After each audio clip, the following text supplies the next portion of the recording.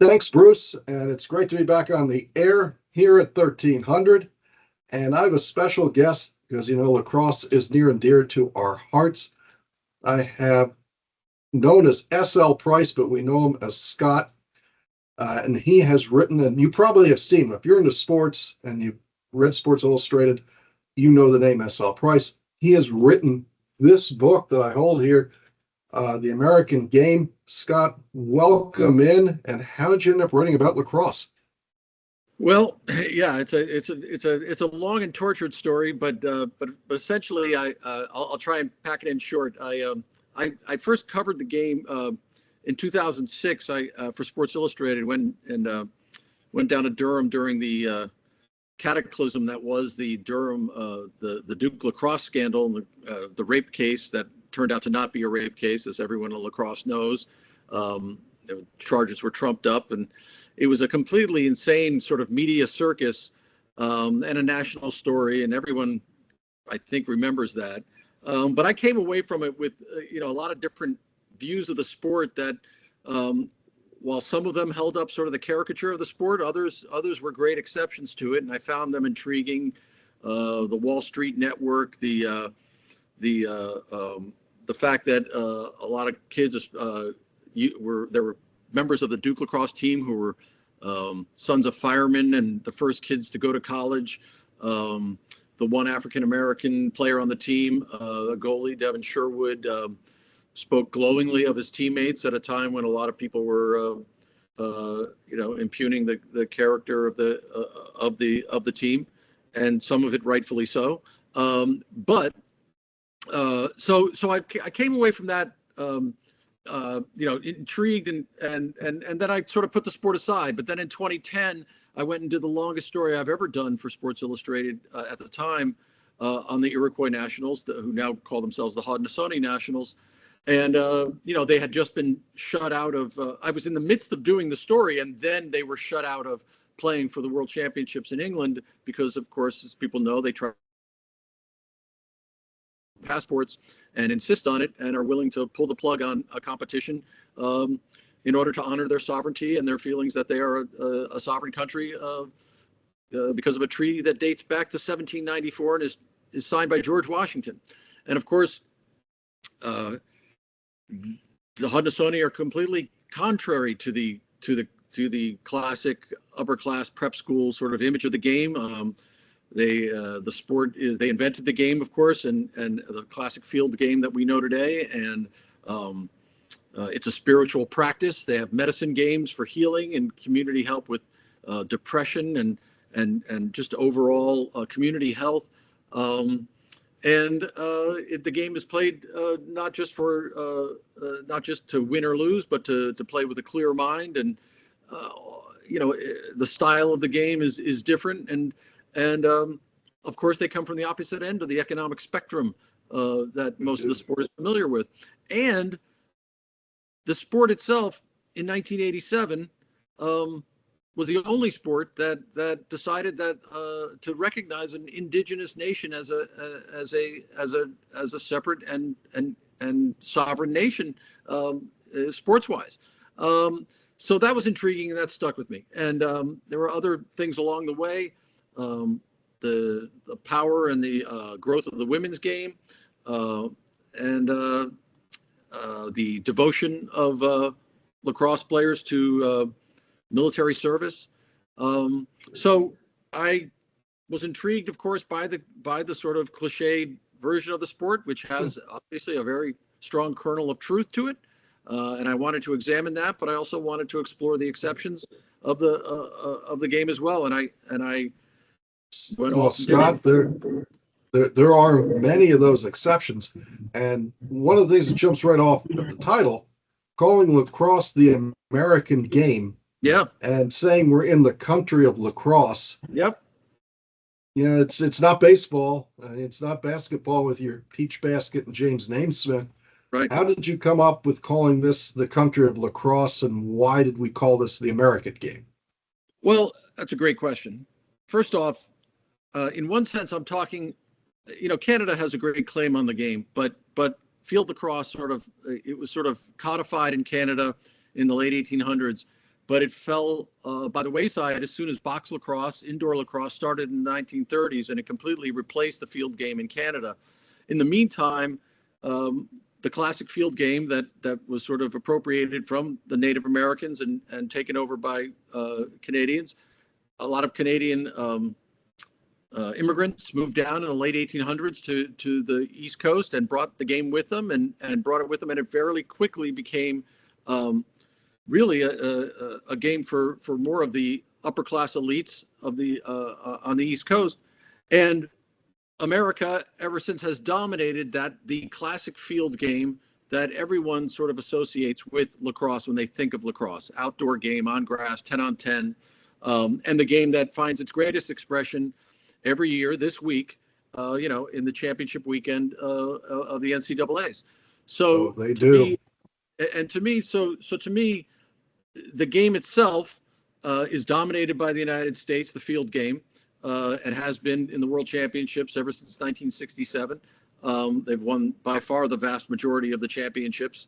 Canada's won the three others, but overall it's an American-dominated game. And in all its elements, I found that, especially because it contains the Native American element, and the fact that this is a sport that was invented 1,000 years ago and came out of the woods of the Northeast, and the stick is hewn from a hickory tree, and the ball is made of deer skin, and a ball is stuffed with feathers. This is a game that literally springs out of the ground of North America. Football, I understand its popularity, and I understand baseball's role as a national pastime, but frankly, neither one of them, both of them came from England, and neither one of them includes this very important Native American history that we have on this continent and that we've been living with for the last 1,000 years. And so for me, it just reflects in many ways many strains of American culture that no other sport does. Yeah, I think you have that right. For those of you who have watched TerpTalk online and know that we get to talk to Lars Tiffany, who has really impressed me with the creator's game. It's the hearing that firsthand from him, and you can go back and look at some of the videos we have as he talks about that. He walks into a press conference with this wooden stick that he carries, and somehow I had forgotten, as you brought up when we spoke the other day, that he is the head coach of the Haudenosaunee, or what used to be called the Iroquois national team. And then I find out that you've spoken to him at length, and we seem to have a similar take on how much he embodies that spirit. Oh, I mean, Lars Tiffany is a central character in this book because, his family story is extraordinary. Lars Tiffany's father, 1,000 years ago, or whenever the buffalo were wiped out of the East Coast, the Onondaga and the Iroquois, the Six Nations of the Iroquois Confederacy, buffalo are very important in that in their culture, and they had been waiting for 1,000 years for the buffalo to come back, and there was actual predictions of it. And Lars Tiffany's father was the agent of that in the 1970s. He donated 11 buffalo to restart the Onondaga herd. He had the largest buffalo herd east of the Mississippi at the time, and Lars grew up right near the Onondaga Reserve, playing for Lafayette High School, playing the Native American game with Native Americans, and grew up loving that style. And his best friend is an Onondaga named Joe Solomon. And Lars took that game and with him to Virginia, and he said to me, I remember 2019, I believe, well before he won his first national championship, he said, I would rather be an assistant coach with the Haudenosaunee than the head coach of Team USA. And this is an American, but he said, these are my people. These are people I grew up with. And he's been dedicated to the Haudenosaunee ever since. He played for them a little bit, and then he coached them in 2023 at the World Championships. And really sort of installed a real emphasis on defense for the first time in the program. And so, yeah, I feel like Lars really combined the two strains, being at Virginia, an elite, old-fashioned prep school pipeline university, At the same time, with all those Native American values, with the stick that his father had made for him and was presented to Lars after his father died. He had no idea that it was coming, and Joe Solomon gave him this a long pole made by Alfie Jacques, the legendary stick maker, and Lars has that as a talisman in his office and brings it with him to every competition. It's behind the bench after every game, at every game, and I think he stands for what I believe has happened to the game really since 2020, when there's been a lot of tensions. The sport certainly accepted the Haudenosaunee and celebrate them, but there have been tensions along the way. The Haudenosaunee obviously pulled out of 2 championships in the last 15 years and almost pulled out of a third in 2018. So that's difficult to stage a championship when one of your top teams may not be there because of their dedication to traveling on their own passports. So that caused tensions. But in 2020, there was a real advance, I think, in the 2 strains of the game coming together, uniting to try and get into the Olympics. They were successful in getting the sport into the Olympics. All credit to Jim Scher at World Lacrosse and for doing that. But now the question remains, will the IOC allow the Haudenosaunee to play in the 2028 Olympics? And that's where we're at today. That is. And unfortunately, we need to take a break here. And we will return on the other side of this break and talk about how this game that's been here for 1,000 years actually morphed into the prep school Northeast game and then the growth from there, which has been extraordinary. I'm Wayne Viener. That is the famous author, Scott Price, and we'll be back in a moment. Smart businesses don't pay retail for internet. Yours shouldn't either. When you call Verizon or Comcast directly, you're paying rack rate, the highest price on the menu. What most businesses don't realize is there's a better deal. Big companies don't pay retail, they get internal pricing. And now you have access to that internal pricing. You can save 30 to 40% on your monthly internet bill while getting a faster connection and better service. Are you ready to stop overpaying? Call Viener X at 877-797-8776 or take a look at VienerX.com. We make your company work. And the legend Bruce Posner, what'd you see out there today? Step to him. Oh, what a play by Logan! Back with Scott Price talking about the American game, the history and hope in the country of lacrosse. And I think it's an important book. I mean, you talked about being an author, and it's a lot of the same things we do with the videos, is you're not really sure if it actually turned out the way you intended. Right. And then you hear that it's good, and sometimes you're surprised because people see different things that you didn't even intend. Yeah. But I'm going to tell you, from my point of view, it's an important book because somebody who writes at your level, at your stature, took the time to get into the history of why this is an important game. And it's not as much about the teams and the score. It's about the culture and why it's important that this sport exists.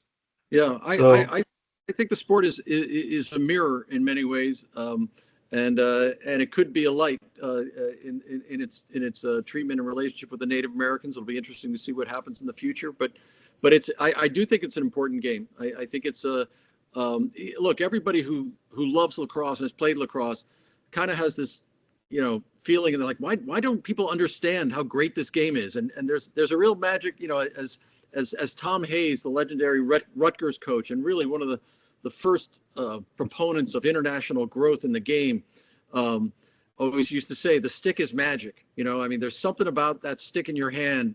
Bill Tierney said, the stick is what makes you special. There's something about wielding it. It's like a broadsword. It's like a guitar. There's something about it that gives you a little bit of swagger, and people who pick it up, find they can't put it down. I can't tell you how many players told me and coaches that, they ended up sleeping with their stick. They just couldn't leave it alone. And Scott Marr at the University of Albany said, like, once I picked it up, like I couldn't walk past it without picking it up. There's something about this game that gets under people's skin, and they don't really understand why the world doesn't get it. And I have to say that, after even early on, the game bit me, and I'm not a player, but its importance and its significance and the way it mirrors so many elements in American culture, and again, including the Native American, but not just that, really struck me over and over that it's more important than people understand. It is. The people who are in this sport are in it for life. It just becomes something. It becomes your favorite thing. And I'm not sure how it works its way in there. And I told you that I came to this from football, basketball, and I end up working with Bruce covering Maryland lacrosse. And it went from something that I did casually to my favorite thing to cover, my favorite thing to watch. That's the games that you just don't want to miss. You end up knowing the players and their families because there's such outreach in that sport. And I think that happened to you a bit, that it was so welcoming that you end up meeting the people. You meet the legends. You get to live the sport with the people. How did that strike you? No, that's exactly right. I mean, I look, there are a lot of sports, the big time sports now, access for journalists and fans is very, very limited. You think you get to know these players through their social media and so on and so forth. And there's a bit of that, but it's pretty surface. It's pretty frivolous. And as a reporter, it's pretty frustrating at this point for most reporters dealing with sports now. Ever since COVID, that really accelerated. But I happened to drop into this sport at a time when, even though that was happening in other sports, people were incredibly welcoming to me. They were incredibly open and honest about the pluses and the minuses of the sport, the pluses and the negatives. And we're really smart about it and really eloquent. And it's because they love it. I mean, in the end, there's a certain passion. It's why we love sports. There's a certain honesty that comes from it. And when people love something, they can't really lie. They tell you who they are, and they can't help but be eloquent, even if they're not eloquent when they're talking about something they love. And it really came through again, even when talking about the negatives of the sport, because it's so important that they really wanted to hash it out and critically look at it with me. And I can't tell you how much I appreciate that. It was really an incredible collective act of generosity toward me over and over again.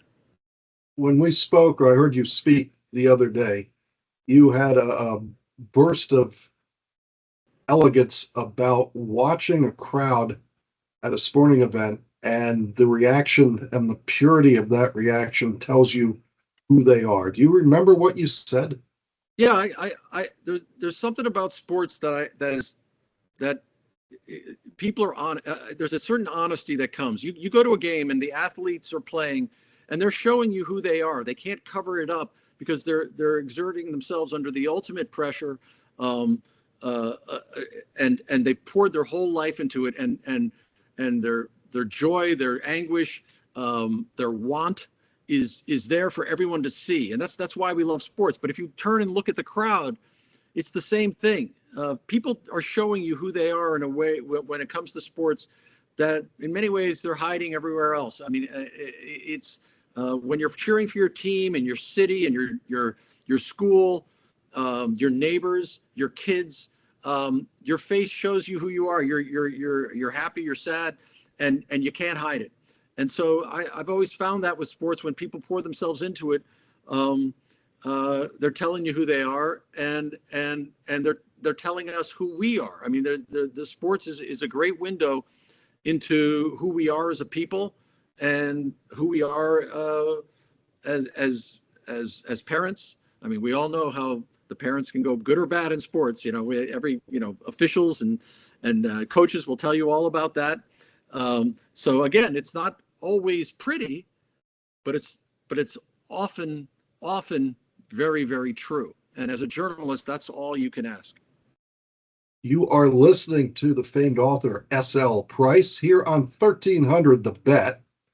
And thanks for spending so much time with us this evening. There's two aspects of this that I want to cover. One is just the way you work as a journalist when you, as you put, parachute into a topic that you haven't covered before, but we'll leave that for later just in case we run out of time in this segment. I want to talk to you about what the research and your, I know that this book that's around 500 pages probably could have been 1,000 pages and Yeah, had to be whittled down. that's true. What did you find out about the why behind why did this sport get picked up by the Ivy League East Coast elites and become a prep school game as opposed to going in any other direction? Well, it's interesting because in the late in 1876, Queen Victoria, there was an exhibition game with Mohawks and Canadian players in London, and Queen Victoria saw of England, the legendary, long-standing Queen of England at the time. Went to the lacrosse match and declared it, to be, of her approval, and that sort of imprimatur that she laid on the game, it sort of made the upper classes there and in the States pay attention. And after that, that was 1876, and the next year, the first intercollegiate lacrosse game was played between NYU and Manhattan College. Teams formed at Princeton, Columbia, Yale, Harvard, and it was picked up and played in Newport, Rhode Island, in a multi-sport competition there, and it was brought home from Newport to Baltimore, and so it sort of got transformed into an upper crust game in the late 1800s, and as it sort of died on the vine in Canada, it sort of picked up momentum in the States. Athletic clubs, exclusive athletic clubs, Crescent AC in Brooklyn, Druid in Baltimore. There are these clubs that started playing it, and so as a result, Hopkins started playing in the Johns Hopkins in the late 1800s, and very quickly began to dominate the game, and as a result, it sort of took on that sort of gloss as an upper class game, and really remained that way. Although again, there's no question that's true. I'm not even arguing that point. But the fact is that there was always, in the 1930s, there was a small trickle of Native Americans who were going to Syracuse, one at a time every couple of years. And Orrin Lyons, of course, the founder of the Iroquois Nationals in the early 80s, was Jim Brown's teammate in the 50s on an undefeated team, co-captain of that team, and at the time a record-setting All-American goalie. So, again, there were elements that crept into it, but always, through the funnel and through the filter of sort of the upper crust and Ivy League and prep school network. And now, or at least as of late, you see recruits from California. You see recruits at a high level from Portland, Oregon, like Zapatello, Denver, Colorado, of course. But what really gets me is the guys that somehow pick lacrosse over football in Texas or Ohio, that you're starting to get the hearts and minds of a different generation to say that this is what I want to do. Well, look, maybe it works economically. What's the most successful Notre Dame program? Notre Dame football or Notre Dame lacrosse? I mean, so think about that. I mean, so Indiana, heartland football. And again, I want to point out the growth of the game. It has stretched obviously beyond its original, Baltimore, and then Howdy Myers kind of went up to Long Island and made Long Island. He left Johns Hopkins and went up and took over at Hofstra and became sort of the Pied Piper of lacrosse in the 50s on Long Island. But after Howdy Myers did that, so much of the growth down south to North Carolina, Willie Scroggs, Bill Tierney going out to Denver, Kelly Amonte Hiller creating a beachhead in Northwestern in a completely unfertile territory. I mean, Brian Holman going out to Utah. These are all sons of Tom Hayes. Tom Hayes was the biggest voice to push the sport internationally. Tom Hayes was the son of a tool and die man. Bill Tierney was the son of a beer truck driver. Brian Holman, his father left the family destitute. And Kelly Amonte Hiller's family, had no money growing up either.